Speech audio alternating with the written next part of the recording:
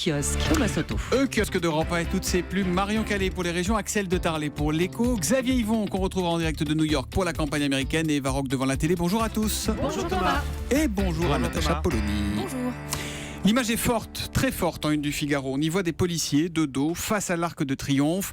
Vent de colère dans la police, titre le journal. Bravant leur hiérarchie, ils ont donc manifesté à Paris dans la nuit de lundi à mardi pour dénoncer les violences dont ils sont victimes et les insuffisances de la réponse pénale.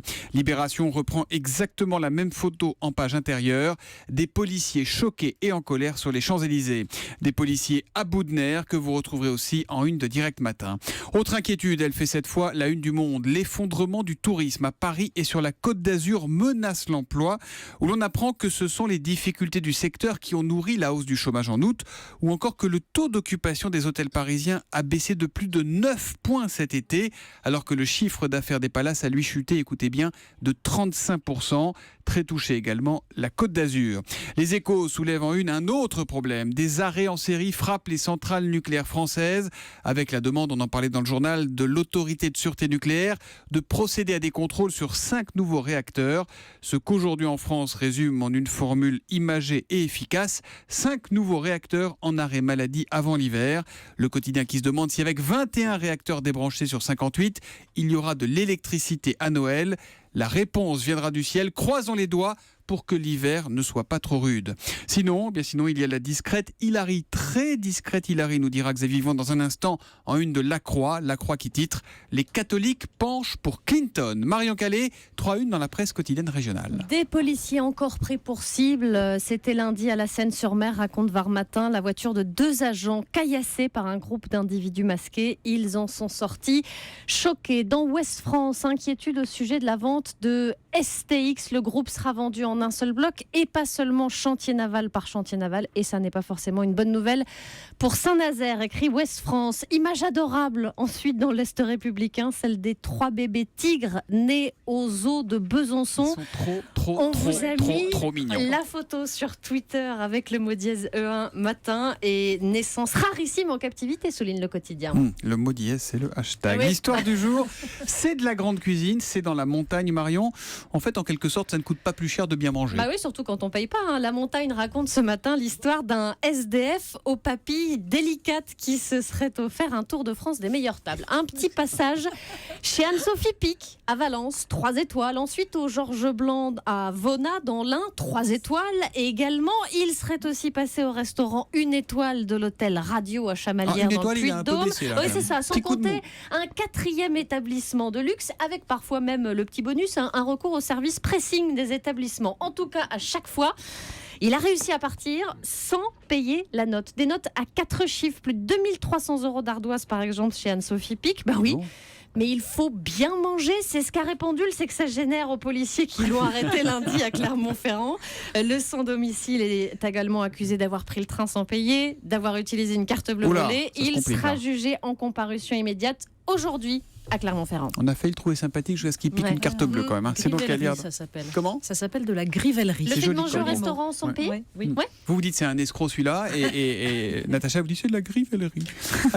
Axel de Tarlet, les vautours rôdent au-dessus des pages jaunes. C'est un papier que vous avez trouvé dans Le Monde. Voilà, parce que cet après-midi se tient une assemblée générale décisive pour l'avenir des pages jaunes. Vous savez, les pages jaunes, c'est l'annuaire téléphonique. Alors désormais, l'entreprise s'appelle Solocal. Je précise que l'activité annuaire papier de nos parents, de nos grands-parents a totalement disparu. Plus personne aujourd'hui ne va feuilleter. Si, moi j'en ai. Ah bon, encore Bah oui. Il y en a de moins en moins important. Nos parents et nos grands-parents, vous le En disiez. tous les Je suis grand-mère, je suis désolée. En tous les cas, l'entreprise, elle, a parfaitement pris le tournant du web. Aujourd'hui, les 3/4 de son activité vient des sites web qu'elle propose de créer pour le compte d'artisans, etc. Puis il y a le site Page Jaune. Alors, quel est le problème de cette entreprise qui dégage de très beaux bénéfices, 218 millions d'euros l'an dernier? Quel est le problème de cette entreprise? Eh bien, c'est qu'elle a été victime des financiers, de la mauvaise finance. Cette entreprise a été victime d'un LBO. C'est quoi un LBO? LBO, c'est un leverage buyout. Je vous explique ce que c'est. C'est une personne qui arrive, qui rachète votre entreprise en s'endettant. Et après, une fois qu'elle a racheté votre entreprise en s'endettant, que fait-elle? Elle colle la dette qu'elle a souscrite sur l'entreprise en disant à l'entreprise, maintenant, débrouillez-vous pour rembourser la dette que j'ai souscrite pour acheter votre entreprise. Et c'est comme ça que cette entreprise qui marche très bien, Solocal. C'est pas ce que fait Patrick Drahi, non, un petit peu avec son groupe. Ah ouais, il va pas être content si vous dites qu'il a racheté SFR en LBO, mais vous avez raison. C'est ça, Quand ouais. on s'endette et qu'on colle la dette sur l'entreprise, on dit maintenant débrouillez-vous pour rembourser la dette. Du coup, cette entreprise Solocal, qui marche très bien, est asphyxiée par cette dette au point qu'elle est en train de couler. Donc cet après-midi, il y a une assemblée générale pour essayer de restructurer la dette, mais bon, ça se passe très mal, les actionnaires, etc.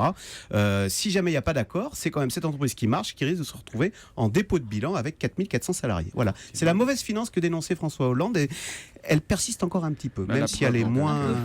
Non, parce que ça se termine mal maintenant. Voilà. On a trop abusé de ces LBO. Je vérifie, je suis chez Orange pour mon téléphone. À la une de la presse américaine. On retrouve Xavier Yvon en direct des États-Unis, plus exactement à Phoenix, Arizona, en reportage.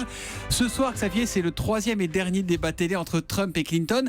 Et à cette occasion, on va revoir la candidate démocrate qui, il faut bien le dire, n'occupe pas beaucoup le terrain. C'est ce qu'a constaté le Boston Globe. Oui, Hillary Clinton, moins elle se montre, mieux elle se porte, en tout cas dans les sondages. Comme avant chaque débat, la candidate démocrate nous fait le coup de la bûcheuse qui révise enfermée chez elle.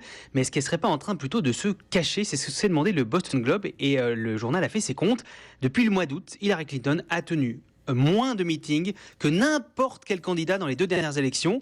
52 meetings en tout pour elle, 88 pour Trump. Elle a même fait 2 fois moins bien qu'Obama lors de sa première campagne. Alors c'est pas un manque d'énergie comme le clame Donald Trump, c'est une stratégie bien calculée, explique le Boston Globe. Elle est en tête de la course. Donald Trump se tire des balles dans le pied tous les jours, alors pourquoi prendre des risques? Limiter les sorties, ça limite les erreurs. Ça évite aussi d'agiter un chiffon rouge sous le nez de ceux qui la détestent. Ça pourrait les mobiliser davantage. Elle est tellement impopulaire qu'elle préfère envoyer sa Dream Team sur le terrain. Barack et Michelle Obama ou Bill Clinton, on les voit presque plus qu'elle. Elle, ce sont surtout les donateurs qui l'ont vue. Pour le coup, aucun candidat n'a récolté autant d'argent qu'elle dans des événements privés. Et ça lui permet aujourd'hui de mettre des moyens partout. 2 millions de dollars pour des pubs télé ici en Arizona aujourd'hui, par exemple. C'est un État qui est normalement acquis aux républicains. Et elle pourrait le gagner. Et tiens, qui vient ici jeudi? La très populaire Michelle Obama. Ah évidemment. Dites-moi, il est quelle heure à Phoenix, Arizona, Xavier? Il est 9h de moins. 9h de moins. Je moins. laisse faire le calcul. C'est trop compliqué pour moi. Ça, c'est un truc pour Axel de Tarlé. On va allumer la télé en attendant. Coup de foudre à Jaipur. C'est sur TF1 à 20h55. Eh oui, direction l'Inde. Vous entendez cette musique, c'est vraiment la comédie romantique aux airs bollywoodiens qui vous attend ce soir. C'est l'histoire de Anne. Alors c'est une jeune avocate un peu coincée. Elle part à Jaipur pour épouser François. Sauf que l'avion atterrit à 600 km de là. Et qu'heureusement, elle croise sur la route un très beau jeune homme à qui elle va demander de l'aide. Et ça ne commence pas forcément très bien. Extrait de la bande-annonce. L'Inde est pourtant réputée pour sa spiritualité. Ça tend pas du tout à croiser des types comme vous. Attends, mais elle va se calmer, Julia Roberts. Ah, quand même. Ravi. Moi aussi, enchantée. Non, c'est mon prénom. Je m'appelle Ravi. Oh bah ravi alors. Voilà, c'est vraiment de la comédie. Ah oui, il y a du niveau là. Non, mais c'est vraiment la comédie. Alors, elle est belle, il est beau, ils sont pas faits pour vivre ensemble. Et pourtant, la suite, vous la devinez. Amoureux, tout ça, machin. Exactement. Dans les rôles principaux, c'est Lucy Lucas, qui est une jeune comédienne lumineuse qu'on avait déjà vue dans une autre série qui s'appelle Clem. Et Ryan Bensetti, face à elle, avec ses abdos en tablette de chocolat, qui a aussi joué dans Clem et surtout gagné Danse avec les stars en 2014. Alors, côté scénario et dialogue, on vient un peu de l'entendre. On peut mieux faire, mais ça marche. Franchement, ça marche. Tant pis pour les clichés sur l'Inde. On est vraiment dans la tradition bollywoodienne avec des passages dansés qui sont très réussis. C'est des bons sentiments, Julie, qui tranche avec les fictions policières proposées par TF1 ces derniers temps. Voilà. Ça c'est sûr. Voilà. Et la fiction, policiers. je pense que la fiction va ravir vraiment un très large public, notamment en ce jour de vacances scolaires. Et elle a déjà séduit les annonceurs publicitaires parce que je suis allée vérifier. Le tarif des spots, c'est 95 000 € hors taxe les 30 secondes ce soir. C'est les tarifs les plus élevés du prime time cette semaine. Ah dis donc quand même. C'est vraiment la comédie romantique hyper agréable. C'est Bollywood, on entend tout ça. C'est vraiment ça.